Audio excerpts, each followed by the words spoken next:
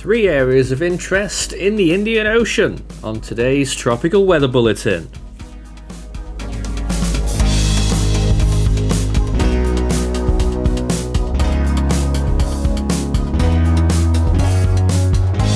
And now the latest around the wide world of tropics. Tropical Weather Bulletin for March 5th. We're still awaiting any further activity from the multitude now of areas of interest that we've got active in the southern hemisphere. We are code blue and 9 storms have formed so far this year. We'll get up to speed on those areas of interest shortly. Well, in the Atlantic, it's 87 days until hurricane season begins, and there's no areas of interest here, although there was a curious little feature on the Outer Banks yesterday, and that's now moving through the Delmarva Peninsula by the looks of things. We also have a marginal risk of severe weather across the central part of the US today as well. 70 days until hurricane season in the eastern Pacific, and all of that cloud bulk has just started to edge away from Hawaii now. They were battered by heavy rainfall yesterday, but in general it's a fairly quiet basin. In the western Pacific, things have been extraordinarily quiet here as well, but there is a little bit of thunderstorm activity approaching the southern extremities of the Philippines. In the North Indian Ocean, it's starting to get a little bit busier with thunderstorms there in the Bay of Bengal. Well, look at the southern hemisphere right now. We've got 3 areas of interest on either side of Australia, a 10% that we've now just marked in the South Pacific that could go on to affect Vanuatu, but we've got 60% further towards the west there out in the open Indian Ocean and a 30% closer to Indonesia. We're also still giving a 60% chance for this area of interest along the west coast of Madagascar, although interestingly models have really backed off on this one quite a bit, although we can't deny its current appearance, which is threatening to become a tropical cyclone in a decent amount of time. South Pacific looking very quiet still here, although there is a little swirly thing going on there in those subtropical zone, not likely to become a nameable system. Let's check in on this area of interest then that we've been monitoring for quite a while. It's moved quite a distance in the last 24 hours. It is now 155 kilometers from Belo Sur-Mer, 173 from Morondava, 188 from Morombe, 335 from Europa Island, and 368 from Toliara further south. All of these areas will be affected by the system with possible storm force wind gusts and very heavy rainfall at times over large parts of Madagascar as a whole. Let's check that satellite imagery then. This is the latest floater from the Force 13 website. You'd be forgiven for thinking it might jump a little bit there, but there isn't a jump in the imagery. It is every hour of the last 12 hours, and its movement has been quite quickly towards the south. In the last few frames there on the visibles, some semblance of rotation maybe, but not looking that good. But cloud cover, especially on the south and southeastern side, really starting to blow up in those latest frames. It's really trying to get itself sorted out, but it hasn't been very successful so far. No doubt it will produce a lot of rainfall along the coast regardless of development, and it will have at least a couple of days around this area stalling, which we expect will start pretty soon, and then it will start to drift towards the west, we think, over the Mozambique Channel. This is a look at the other area of interest, 91S, and where is it? That's a good question. It's mostly off towards the southwest actually, and a few little convective thunderstorms blowing up. This is way out over the Indian Ocean, and we'll take a look at the wider shot of this in a moment so you can see the rest of the system, but this is where the floater has it marked. I'm not sure if that's correct, to be honest, but nonetheless it's not looking very good at the moment. Still has a lot of work to do. Wider shot of the southwest Indian Ocean 90S near Madagascar shows that I think it looks a little bit better on the wider shot actually. Certainly getting that rotation, trying to get itself going. Cloud tops very disorganized, thunderstorm activity around the center and towards the southeast. It's still got a little way to go. I don't think it will have a center of circulation at this point, and I imagine it's going to be something that we watch for the next 24 to 48 hours. Here's a wide shot of the Australian region as a whole there. Western Australia getting quite a bit of precipitation, as well as the top end of the Northern Territory and the northern part of Queensland. So quite busy in large parts of Australia, although sparsely populated areas mostly. There's the wide shot of 91S, so you can see the whole picture now towards the southwest of where the floater was looking at. We've got this big bulk of cloud cover there that's I'm not sure about a rotation there at all really, and it is starting to wane in those latest frames, starting to favour those little thunderstorms further towards the east, so it's still just a feature to look at the moment. And this is the South Pacific. You can see a little disturbance north of Vanuatu. Could that be that 10% system? Because it is listed as a future system, not something that we're currently tracking in real time. Well, sea surface temperatures have taken a dip actually in the equatorial region of the eastern Pacific. So that's interesting and perhaps a harbinger of the La Nina. In the Atlantic, those temperatures still holding on in the Caribbean Sea, around 27 degrees Celsius, still pretty decent. In the Western Pacific, good temperatures also extending up to about 20 degrees north, from Guam through the Philippines, particularly around 27, maybe even 28 in one or two spots.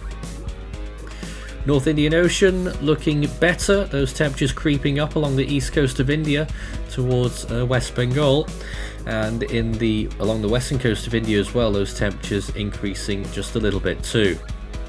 Southwest Indian Ocean, the Mozambique Channel, particularly where this system is right now, temperatures are very high, 30 degrees plus. Around Mauritius and Réunion, it's around 28 degrees. Australian region, piping hot northwest of Western Australia, and in the Gulf of Carpentaria and the Coral Sea, above 30 degrees Celsius. This is prime area right now for cyclone development. A similar story in the South Pacific as well, near Vanuatu and Fiji. It has been very quiet in the southern hemisphere in the last few weeks, and these temperatures just begging for activity. Compared to average, the orange zones there are above average, blue zones are below. Western Australia, a notable below average area. The southwest Indian Ocean, where that system is right now, where both of them are actually above average temperatures at the moment, around 2 degrees above. And the Coral Sea, extremely warm if another storm finds itself over there. Western Pacific, just a little bit above average, and in the Caribbean also quite a bit above average there as well, keeping those temperatures warm. The oceanic heat content still looks extremely favourable over the lower latitudes of the South Pacific, and extends decently towards Vanuatu and Fiji.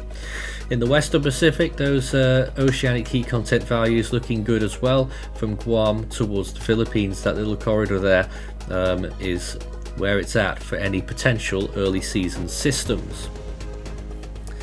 So here's the GFS computer model then, forecasting for 90S, and would you believe it, it now forecasts this system to not develop into a tropical cyclone.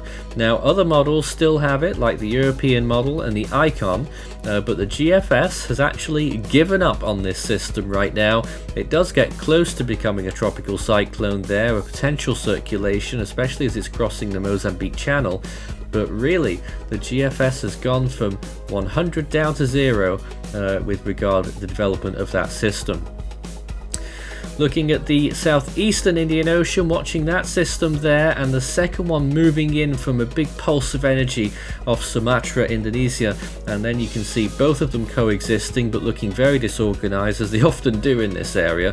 But the western system takes its sweet time to develop. I don't think it even manages it in the 5-day period, and the system to the east there as well, starting to take shape by the end of day 5.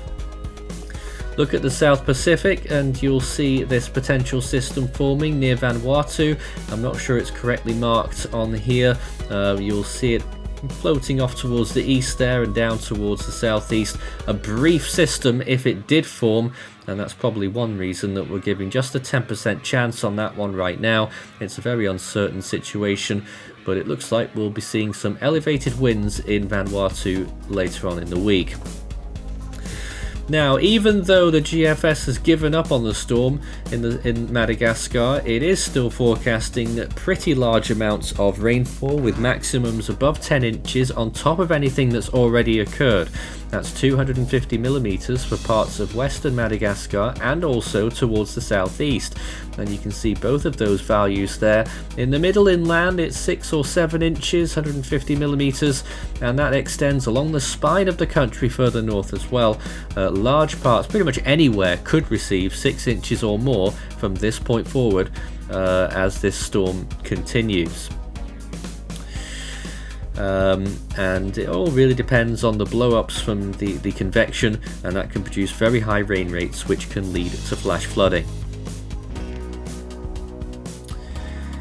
Well, let's take a look at the longer range then. This is the Australian region and both of those systems once again, and the first one now onto the right hand side becoming a substantial cyclone and then striking Western Australia, very large as well, and then moving inland. And finally, the one we've been tracking this whole time, 91S, moves towards the east, following in the footsteps of the other system. If you were watching the long range yesterday, this is completely different to what that was forecasting, which is why you should be checking back in every day to see what differences have been made in these longer range periods, and not to believe the long range really fully. Scan the barcode and that will take you through to the Force 13 merch store, where you can take a look at all our products as well as our Force 13 I don't know what I was going to say there, our full season individual storm animations, and our Still Waiting for Hone t-shirts still available as well. Well, in the silly range, we continue to watch this second system. Well, this is the first system actually chronologically, 91S, moving towards the south and then being ripped towards the west again, and off it goes.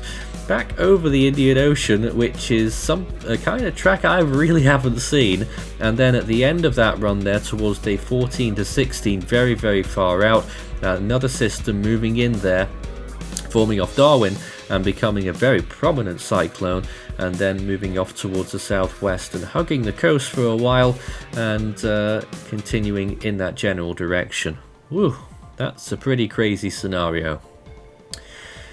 Well, it was March 5th, 2002 when the Western Pacific saw much better days. Cyclone or Typhoon Mitag peaking as a Category 5 super typhoon on this day, and a very beautiful storm it was as well. There it is, before it peeled off towards the north without really affecting anywhere.